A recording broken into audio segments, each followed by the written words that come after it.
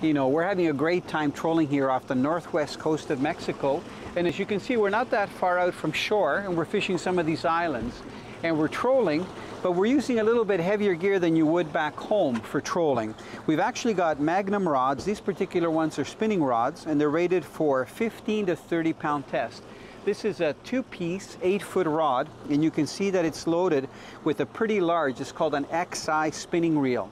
We've got pretty heavy braid, it's 50-pound test. Now this rod is ideal because you can troll with it. We've caught some nice rooster fish on it and big jacks. And if we see some fish that are busting on bait fish closer to shore, if the captain slows down the boat or stops it, it's very easy for us to reel up and start casting away. So with these outfits, we can almost reach the shoreline. Now when we're running live bait, we're trolling with bait casting rods. And again, this is bait caster as part of the Magnum series. This particular one is also a 2-piece. It's 6'9", but it's rated for heavier line, 20 to 50 pound test monofilament. We have it loaded with a Rapala Hydrus reel. So you can see this one has a metal body, has very good gears, and it's also a counter reel.